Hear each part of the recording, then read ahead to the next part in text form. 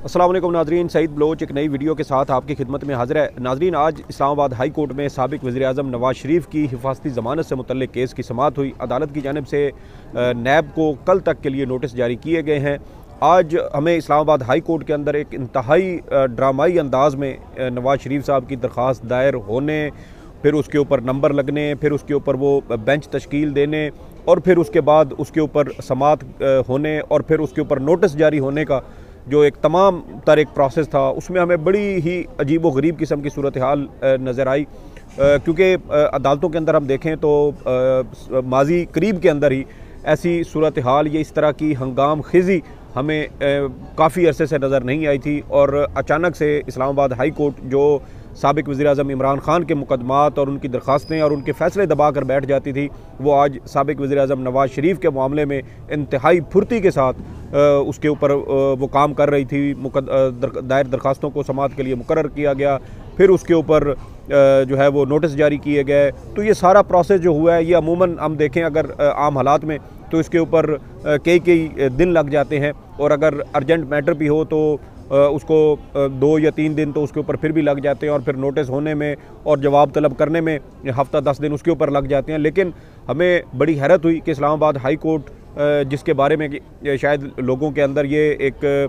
तासुर कायम हो गया था कि यहाँ से शायद हमें तेज़ इंसाफ नहीं मिल सकता, उस पर आज इस्लामाबाद हाई कोर्ट की जानिब से पाकिस्तानी कौम को एक बार फिर ये हैरान किया गया है कि पाकिस्तान की अदालतें बड़ी बर्क रफ्तारी से इंसाफ फराहम कर सकती हैं, लेकिन उन लोगों को जो उनके शायद मंजूर नज़र हों, जो रियासत के मंजूर नज़र हों और जिनके नाम के साथ शायद शरीफ ख़ानदान का नाम का आखिर में इजाफ़ा होता हो, उन्हीं लोगों के मुकदमात शायद इतनी तेज़ रफ्तारी के साथ इस्लामाबाद हाई कोर्ट में सुने जा सकते हैं। इसके अलावा मुल्क भर की अदालतों में भी अगर हम देखें तो शायद शरीफ ख़ानदान के लिए इसी तरह की जो बर्क रफ्तारी है वो दिखाई जाती है। इसी तरह की जो ज़िंदगी की ज़मानतें हैं वो ली जाती हैं, 50 रुपए के स्टाम्प पेपर पर लोगों को बाहर भेजने की सहूलत दी जाती है। तो आज केस की समाअत जो है वो उसके ऊपर बात नहीं करेंगे, बल्कि जो इस्लामाबाद हाई कोर्ट का जो कंडक्ट है या जो रवैया है साबिक़ वज़ीर-ए-आज़म इमरान खान के मामले में और साबिक़ वज़ीर-ए-आज़म नवाज़ शरीफ के मामले में, हम इनका थोड़ा सा तकाबली जायज़ा करेंगे और देखेंगे कि दोनों में सूरत हाल कैसे उसमें मुख्तलिफ नज़र आती है। अगर इमरान खान साहब के जो मुकदमात हैं उसकी बात करें तो chief justice Islamabad high court justice Aamir Farooq का रवैया बिल्कुल मुख्तलिफ होता है। वो कैसा होता है, वो ये है कि जैसे ही इमरान खान साहब की जानिब से कोई दरख्वास्त supreme court Islamabad high court में दायर की जाती है तो उसके ऊपर चीफ़ जस्टिस आमिर फ़ारूक साहब हर केस अपने पास लगाते हैं। इसके अलावा अमूमी तौर पर यही होता है कि इमरान खान की जानिब से दायर की गई हर दरख्वास्त के ऊपर कोई ना कोई एतराज़ ज़रूर लग जाता है। इसके अलावा उस एतराज़ को दूर करने के बहाने कई दिन और कई हफ्ते जो है वो ज़ाया कर दिए जाते हैं, जबकि कई महीने तक इमरान खान की जानिब से दायर किया गया केस लटकाया जाता है। इसकी बहुत सारी मिसालें हमारे सामने मौजूद हैं। आप ये देखें कि जब गुज़श्ता साल इलेक्शन कमीशन की जानिब से तोशाखाना केस का फ़ैसला सुनाया गया था तो उस फैसले को भी PTI की जानिब से इस्लामाबाद हाई कोर्ट में चैलेंज किया गया था, लेकिन ताहाल उस केस का फ़ैसला नहीं हो सका। इसके अलावा ट्रायल कोर्ट में जब मामला गया तो वहाँ पर दायरा इख्तियार और केस ट्रांसफ़र करने का मामला इस्लामाबाद हाई कोर्ट में चैलेंज किया गया, उसके ऊपर फ़ैसला नहीं हो सका। अगरचे उस केस में इमरान खान को सज़ा भी हो गई, वो जेल भी चले गए, 2 महीने जेल में भी रहे, फिर उसके ऊपर हाई कोर्ट में अपील दायर हुई, उस अपील के ऊपर भी फ़ैसला हो चुका और इमरान खान की सज़ा मुअत्तल हो चुकी। लेकिन वो जो ट्रायल कोर्ट की जो इख्तियार समाअत और ट्रांसफ़र की दरख्वास्तें थी वो आज भी इस्लामाबाद हाई कोर्ट के अंदर वो ज़ेर इल्तवा है और उसके ऊपर फ़ैसला नहीं हो सका। तो इस तरह के फ़ैसले chief justice Islamabad high court justice Aamir Farooq साहब इमरान खान के मामले में करते रहे हैं। मुकदमात को लटकाया जाता है, फ़ैसले महफूज किए जाते हैं तो उसके ऊपर कई हफ्ते उसको महफूज रखा जाता है। दरख्वास्त दायर होती है तो कई हफ्ते दरख्वास्त दायर जो है वो उसके ऊपर उसको नंबर नहीं लगाया जाता, उसको समाअत के लिए मुकर्रर नहीं किया जाता। इसके अलावा जैसा कि मैंने बताया कि जब केस एक निपटा दिया जाता है तो केस निपटाने के बाद कई हफ्ते उसका फ़ैसला महफूज रखा जाता है और ऐसा लगता है जैसे जब उस केस का कोई मकसद जो है वो ख़त्म हो जाता है या उसका मकसद फौत हो जाता है, तो फिर chief justice Islamabad high court की जानिब से उसके ऊपर फ़ैसला जारी करके एक तरह से एहसान अलग से कर दिया जाता है कि देखें जी आपको अदालत की जानिब से इंसाफ फराहम किया गया है। इसके अलावा इस्लामाबाद हाई कोर्ट के चीफ जस्टिस आमिर फ़ारूक साहब के बारे में ये भी देखने में आया है कि वो जब अदालत में अपना कोई फ़ैसला लिखवाते हैं तो वो अनाउंस करते हैं तो वो कुछ और होता है, और जब वो तहरीरी तौर पर सामने आता है तो उसमें चीज़ें जो हैं वो तब्दील हो चुकी होती हैं। इसी तरह का एक मामला आप देखें कि जब तोशाखाना का मामला था तो इस्लामाबाद हाई कोर्ट के चीफ जस्टिस साहब की जानिब से अदालत में फ़ैसला कुछ अनाउंस किया गया, जिस पर जो कोर्ट रिपोर्टर थे वो भी हैरान थे कि पता नहीं अब तहरीरी फ़ैसला उस पर क्या था, और जब तहरीरी फ़ैसला आया तो वो बिल्कुल जो ज़बानी सुनाया गया फ़ैसला था उससे मुख्तलिफ था। इसके अलावा आप ये भी देखें कि साबिक़ वज़ीर-ए-आज़म इमरान खान की बायोमेट्रिक अदालत लाजमी करार देती थी और कहती थी कि इमरान खान साहब को बायोमेट्रिक कराने के लिए ख़ुद अदालत में पेश होना पड़ेगा, लेकिन दूसरी जानिब जो नवाज शरीफ साहब वाला मामला है वो भी आपके सामने रखेंगे कि उनकी बायोमेट्रिक कैसे हुई, क्योंकि नवाज शरीफ साहब तो अभी तक पाकिस्तान में आए ही नहीं है। इमरान खान साहब को सिक्योरिटी रिस्क थे, उसके बावजूद उनको अदालत में तलब किया जाता था। एक जो रूटीन की प्रैक्टिस है इस्लामाबाद हाई कोर्ट में वो ये है कि जब भी कोई दरख्वास्त दायर की जाती है तो दरख्वास्त गुजार का बायोमेट्रिक करवाना इंतहाई ज़रूरी होता है। साबिर शाकिर साहब सीनियर सहाफ़ी और एंकर हैं, गुज़श्ता साल जब उनके खिलाफ बगावत का मुकदमा बना था तो उन्होंने इस्लामाबाद हाई कोर्ट से रुजू किया था, तो उस वक्त चीफ जस्टिस अतर मिनल्ला साहब थे और उन्होंने भी कहा था कि दरख्वास्त गुजार को अदालत में पेश होकर ख़ुद बायोमेट्रिक करवाना होगा। तो इसका मतलब ये है कि ये सिर्फ सहूलत जो है वो नवाज शरीफ साहब को दी जा रही है, क्योंकि दीगर जितने भी दरख्वास्त गुजार अगर हम देखें तो उनकी जो बायोमेट्रिक का मामला था वो उनकी अदालत में हाज़िरी के बग़ैर वो ख़त्म नहीं होता था। इसके अलावा एक जो ये भी कहा जाता है कि इस्लामाबाद हाई कोर्ट में कोई दरख्वास्त अब बायोमेट्रिक कराए बगैर दायर नहीं हो सकती, लेकिन नवाज शरीफ साहब की दरख्वास्त आज बगैर उनके बायोमेट्रिक कराई इस्लामाबाद हाई कोर्ट में दायर हुई। इसके अलावा पाकिस्तान की जो अदालती तारीख़ है उसमें अगर हम देखें तो किसी सज़ा याफ्ता मुजरिम को जो इश्तिहारी भी हो, मफरूर भी हो, और जिसकी जानिब से जिसके बारे में अदालत ये रिमार्क्स या ऑब्जर्वेशन भी दे चुकी है कि वो रियासत पाकिस्तान और अदालतों को धोखा देकर बैरून मुल्क करवाना हुआ था, उसके बारे में तो उसको जो है वो हिफाजती ज़मानत अब दी जा रही है। आज इम्कान यही था कि शायद ये आज ही मामला निमट जाता, लेकिन शायद अदालतों ने भी कहा कि ये जो अचानक से एक बर्क रफ्तारी की सूरत हाल है इसकी वजह से शायद अवाम की जानिब से कोई सख्त रद्द-ए-अमल ना आए। तो मेरे ख्याल में इस मामले को कल तक शायद इसी वजह से लटकाया गया है कि कल इसके ऊपर फ़ैसला कर दिया जाएगा, और इम्कान यही है कि कल जो है वो नवाज शरीफ साहब को हिफाजती ज़मानत इस्लामाबाद हाई कोर्ट की जानिब से जो है वो जारी कर दी जाएगी। इसके अलावा इमरान खान साहब का जो तोशाखाना वाला मामला था तो उसमें भी देखें कि अदालत की जानिब से कई दिन लंबे नोटिस किए जाते थे, लेकिन नवाज शरीफ साहब की आज ही अपील दायर हुई और ये अपील सज़ा मुअत्तली की भी है और ज़मानत के हिफाजती ज़मानत के हवाले से भी है, और ये आज ही दरख्वास्त हुई और इस पर एक दिन का नोटिस जारी किया गया है। जबकि इमरान खान साहब का मामला अगर हम देखें तो उसके अंदर जब अदालत में दरख्वास्त समाअत के लिए मुकर्रर भी होती थी तो चीफ जस्टिस आमिर फ़ारूक साहब उसको हफ़्ता 10 दिन या 2 हफ़्ते तो कम अज़ कम लेते थे कि उसके ऊपर नोटिस जारी करके जवाब तलब किए जाते, और तब तक इमरान खान साहब जो है वो अडियाला जेल में रहते थे। तो नवाज शरीफ साहब के बारे में मैं जैसा कि मैंने आपको कहा कि नवाज शरीफ साहब अब पाकिस्तान में मौजूद नहीं है, उनकी जानिब से जो बायोमेट्रिक करवाई गई है वो अता तारड़ साहब की जानिब से करवाई गई है, और कहा जाता है कि उनको अथॉरिटी ये दी गई थी कि वो नवाज शरीफ की जगह बायोमेट्रिक करवाएं, तो फिर ये सहूलत इमरान खान साहब को क्यों ना दी गई कि जब वो ज़ख्मी थे, उनके ऊपर हमला हो चुका था, उनको सिक्योरिटी रिस्क था, तो फिर उस वक्त ये सहूलतें क्यों नहीं दी गई। तो ये यकीनन जो पाकिस्तान की अदालतें हैं वो एक बड़ा वाज़ेह पैगाम दे रही हैं कि इंसाफ की जो फराहमी का अमल है वो शायद चेहरे देख कर किया जाता है।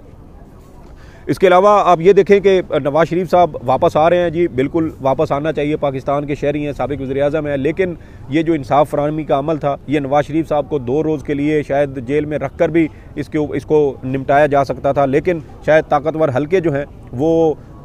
ये वाज़ेह पैगाम देना चाहते हैं कि नवाज शरीफ साहब हर सूरत इस मुल्क के ऊपर जो है उनको मुसल्लत किया जाएगा, और उनके रास्ते में किसी भी किस्म की कोई रुकावट या कोई कानून आएगा तो उसको इसी तरीके से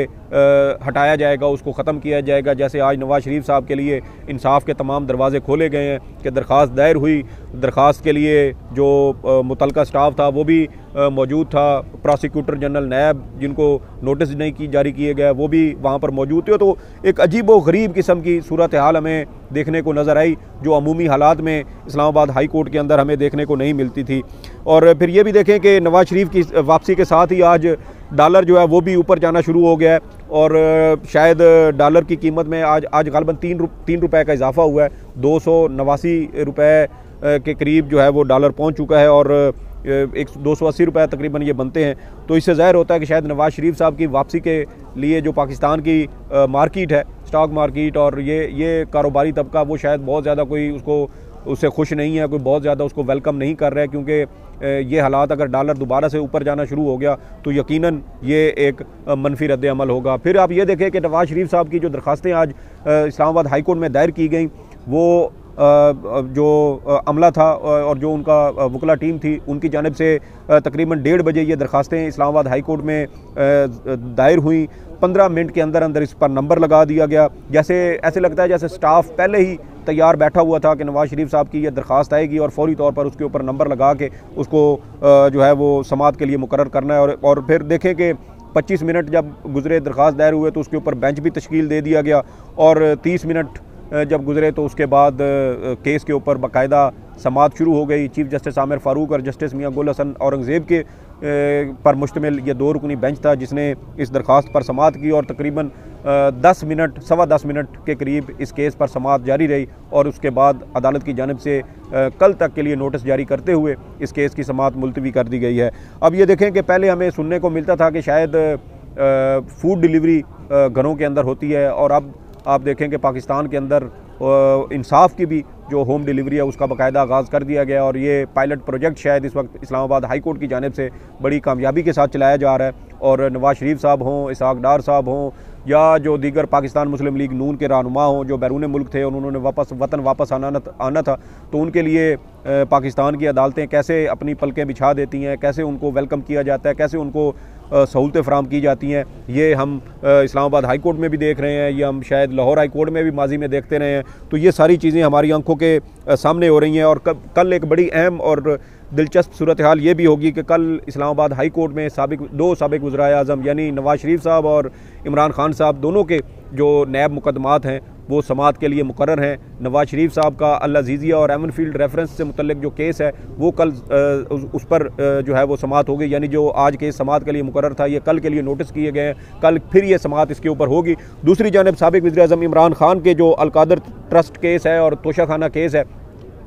ये भी समाअत के लिए मुकर्रर हैं। अब 2 साबिक वज़राए आज़म हैं, एक ही अदालत है, एक ही कानून है और एक जो है वो मुल्क में मौजूद हैं, दूसरे मफरूर हैं, इश्तिहारी हैं, भगौड़े हैं और कानून से भागे हुए हैं। उनका मुकदमा है, देखना ये है कि अदालत इसमें क्या फ़ैसला करती है। लेकिन मेरी राय ये है कि नवाज शरीफ साहब की ज़मानत हो जाएगी, उनको हिफाजती ज़मानत मिल जाएगी और शायद इमरान खान साहब को हिफाजती ज़मानत नहीं मिलेगी। ये मेरी एक राय है, मुमकिन है ये गलत भी हो, क्योंकि कल जब अदालत में केस की समाअत होगी तो उससे सूरत हाल जो है वो वाज़े हो जाएगी कि नवाज शरीफ साहब को ज़मानत मिलती है या इमरान खान साहब को मिलती है या दोनों को मिलती है या दोनों को नहीं मिलती। बहरहाल ये कल सूरत हाल वाज़े हो जाएगी। लेकिन मेरी अपनी जो एक राय, जो एक ऑब्जर्वेशन है, जो मेरा मुशाहिदा है, जो इन पाकिस्तानी अदालतों को देखते हुए जो मैं बात कर रहा हूँ वो यही है कि इमरान खान साहब को शायद कल रिलीफ ना मिले, नवाज शरीफ साहब को रिलीफ मिल जाएगा और ये एक अलग तरह से एक पैगाम होगा जो पाकिस्तान भर को दिया जाएगा कि इस वक्त पाकिस्तान का लाडला कौन है। खैर, इसके अलावा देखें कि नवाज शरीफ साहब के वकील ने आज दौरान समाअत कहा कि नवाज शरीफ साहब ने कभी ज़मानत का गलत इस्तेमाल नहीं किया। लेकिन तारीख़ को अगर हम देखें, तारीख़ देखें माजी करीब की या गुज़श्ता 4 साल की, तो उसमें देखें कि नवाज शरीफ साहब तिब्बी बुनियादों पर ज़मानत लेकर गए थे, लेकिन जब बैरून मुल्क गए तो वो रियासती इदारों के ख़िलाफ़, रियासती इदारों के सरबराहान के ख़िलाफ़, उस वक्त की आर्मी चीफ़ और DGISI के ख़िलाफ़ इंतहाई नफ़रत अंगेज़ तकारीर करते रहे, इश्तिआल अंगेज़ तकारीर करते रहे और उनकी इन्हीं तकरीरों की वजह से लाहौर हाई कोर्ट की जानिब से उनकी पाकिस्तान में तकरीर नशर करने पर पाबंदी लगाई गई थी। ये पाबंदी ताहाल बरकरार है, लेकिन उसके बावजूद गुज़श्ता दिनों नवाज शरीफ साहब की एक तकरीर PTV के ऊपर बराह रास्त दिखाई गई और अदालती अहकामात को रोंदा गया, लेकिन उसके ऊपर अदालतें भी खामोश हैं, रियासती इदारे भी खामोश हैं, पैमरा भी खामोश है। और ये मौक़िफ़ इख्तियार करना नवाज शरीफ साहब के वकील का कि उन्होंने ज़मानत का गलत इस्तेमाल नहीं किया, तो ये भी गलत और एक भूंडी किस्म की दलील है, क्योंकि जो ट्रैक रिकॉर्ड है, जो तारीख माजी करीब की है, वो तो इसके बरक्स है कि नवाज शरीफ साहब ने उसका गलत इस्तेमाल किया। अगर गलत इस्तेमाल ना किया होता तो फिर उनकी जो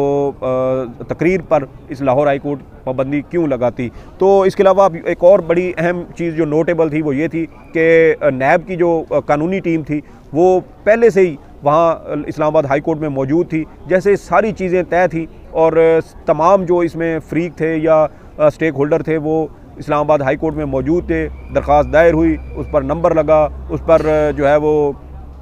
बेंच तश्कील दिया गया, समाअत हुई, नोटिस हो गए, नैब भी मौजूद था, अटार्नी जनरल ऑफिस के जो स्टाफ था वो भी मौजूद था। और जैसे वो कहते हैं ना कि चट मंगनी और पट ब्याह, वही वाला हिसाब किताब हमें इस्लामाबाद हाई कोर्ट में देखने को नज़र आया। क्योंकि नैब प्रोसिक्यूटर की जानिब से अदालत में ये मौक़िफ़ इख्तियार किया गया कि हमें नैब की जानिब से हिदायत है कि नवाज़ शरीफ साहब की वतन वापसी के हवाले से जो दरख्वास्त है उसमें किसी किस्म का उसके ऊपर एतराज़ ना किया जाए। इस पर जो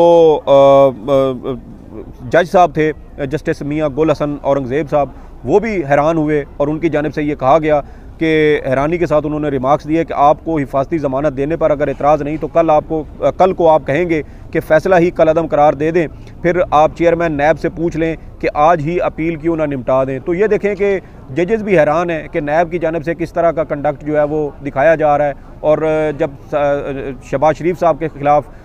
FIA की जानिब से वो मनी लॉन्ड्रिंग वाले केस की समाअत हो रही थी तो उस वक्त जो FIA के प्रोसिक्यूटर थे उनकी जानिब से भी यही मौक़िफ़ इख्तियार किया गया था कि शहबाज शरीफ साहब को का जो ये केस है मनी लॉन्ड्रिंग वाला, अगर ये ख़त्म होता है तो इसके ऊपर जो है वो FIA को कोई एतराज़ नहीं है क्योंकि उनके ख़िलाफ़ शवाहिद नहीं है। हालांकि जो मरहूम डॉक्टर रिजवान साहब थे, FIA के डायरेक्टर थे, उनकी जानिब से कुछ 3,500 से ज़ायद सफ़ात पर मुश्तमिल दस्तावेज़ात, शवाहिद पर मबनी दस्तावेज़ात तैयार की गई थी, लेकिन वो तमाम तर शवाहिद होने के बावजूद नैब जो FIA प्रोसिक्यूटर का ये कहना कि शवाहिद नहीं है, ये भी इस तरह के कारनामे भी जो हैं वो पाकिस्तान में ही हमें देखने को मिल सकते हैं। बहरहाल ये कुछ अहम बातें थी जो आपके साथ शेयर करनी थी कि नवाज़ शरीफ साहब के लिए और इमरान खान साहब के लिए अदल के पैमाने जो हैं वो कैसे अलग अलग हैं, कैसे उनको अलग अलग ट्रीट किया जा रहा है। इस हवाले से आपकी कोई भी आरा हो, फीडबैक हो तो कमेंट्स सेक्शन में ज़रूर बताइएगा। सईद बलोच को इजाज़त दें। अल्लाह हाफ़िज़।